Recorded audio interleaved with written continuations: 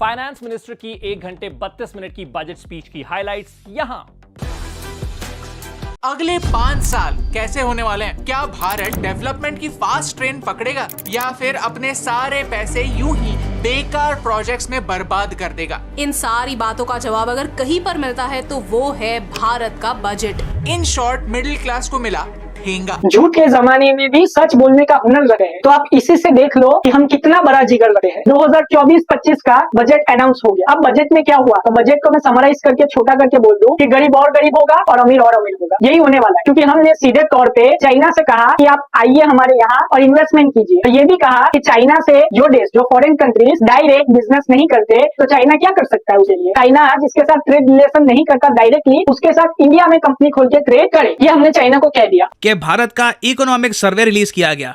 Now इस economic survey में सबसे ज्यादा सरप्राइजिंग स्टेटमेंट ये दी गई कि हमारे देश के खुद के जो चीफ इकोनॉमिक एडवाइजर है ये कह रहे हैं कि देखिए चाइना का जो निवेश है, चाइना की जो इन्वेस्टमेंट्स है, इन्हें अलाउ करना चाहिए in India. Allow Chinese companies to invest in India. अब चाइना से हमको क्यों मदद मांगनी पड़ी? बहुत सिंपल सी बात है, हमारा जो एफडीआई है वो 16 साल में सबसे कम है। हमको फॉरेन इन्वेस्टमेंट जो है वो सबसे कम आ रही है, इसके लिए हमको चाइना के पास जाना पड़ा। अब मोदी जी जो चाइना को आंख दिखाने की बात करते थे, अब मुझे नहीं लगता कि वो आंख दिखाना चाहेंगे। इस बार के बजट में आप अगर स्टॉक ट्रेडिंग करते हो तो आपको भी ज्यादा टैक्स देना पड़ेगा। अब फ्यूचर एंड ऑप्शंस और डिलीवरी पे जो आप ट्रेड लेते हो उस पे टैक्स बढ़ाया गया है। 2024 का बजट आ गया है। ये वो दिन होता है जब सरकार को मौका मिलता है एक ट्रेडर की जेब से और पैसा निकालने का। पूरा साल पहले से बहुत सारा पैसा अलग अलग टैक्सेस के फॉर्म में निकालते हैं, लेकिन जैसे ही बजट का ये बहाना मिलता है तो इनको थोड़ा और पैसा खींचने का इनको मौका मिल जाता है। अब बहुत सारे लोग यहाँ पे कहेंगे कि हमारी तो मंथली इनकम ही 10,000 है, तो हमको तो 7 लाख तक कोई टैक्स देना ही नहीं। एक बात याद रखना, हर एक गरीब इंसान भी यहाँ पे टैक्स दे रहा है। मैं तो कहूंगा कि एक भिखारी भी टैक्स दे रहा है इंडिया। कैसे? तो आज अगर आप 10 रुपए की बिस्किट भी खरीदते हो ना, तो उस पे भी आप टैक्स देते हो। आज होटल में खाने जाते हो, जीएसटी देते हो। आज हर चीज पे टैक्स है। छोटी सी टॉफी अगर खरीदते हो उस पे भी टैक्स है। अगर आप छोटा सा लॉलीपॉप भी खरीदते हो उस पे भी टैक्स है, जो लॉलीपॉप आपको सरकार ने इस बार पकड़ाया है। मैं तो कहूंगा ये बार का जो बजट है इसका नाम चेंज करके आंध्र प्रदेश एंड बिहार बजट कर देना चाहिए, या तो नीतीश कुमार एंड चंद्रबाबू नायडू बजट। मैं ऐसा क्यों बोल रहा हूँ? क्योंकि यहाँ पे 2 राज्यों को ही दिल खोल के दे दिया गया है। बिहार में नए एयरपोर्ट्स और मेडिकल कॉलेजेस जो है वो सरकार बनाएगी, और बिहार को करीब 26,000 करोड़ की आर्थिक मदद भी देगी central. New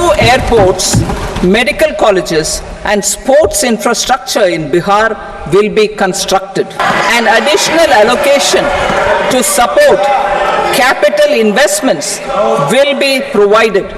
The requests of Bihar government for external assistance from multilateral development banks will be expedited.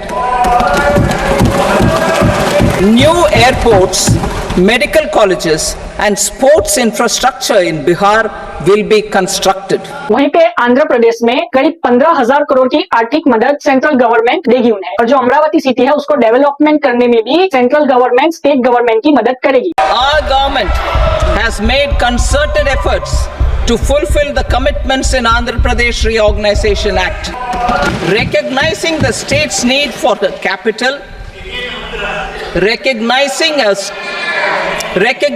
the state's need for a capital.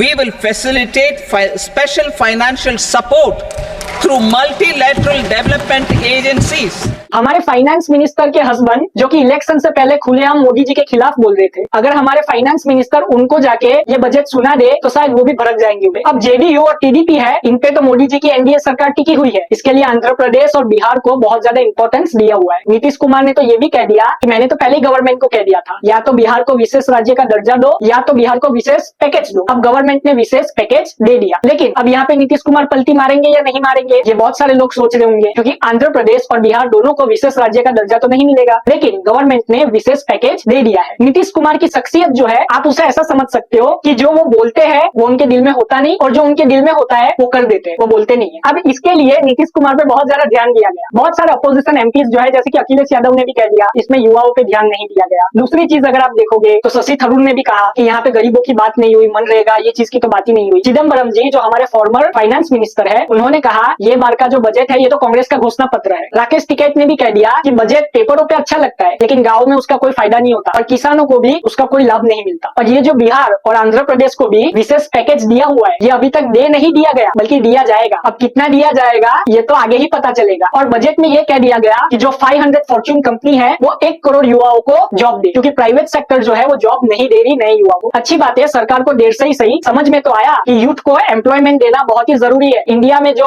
अमीर और गरीब के बीच में जो इनकम की इक्वालिटी है उसको कैसे कम किया जाए, क्योंकि जो अमीर 1% लोग हैं भारत में, उन्होंने भारत की आधी संपत्ति को अपने पास रखा हुआ है। हमको ये जानना होगा कि कैसे एक आम आदमी की जेब में पैसा बचे और कैसे एक आम आदमी मिडिल क्लास से अमीर बने और कैसे नए बिजनेस खड़े हो, क्योंकि आज जो बिजनेस स्मॉल है वो कल जाके बड़े बिजनेस बनेंगे ही बनेंगे। आपको क्या लगता है नए बजट के बारे में? कमेंट में जरूर बताएं। जय हिंद।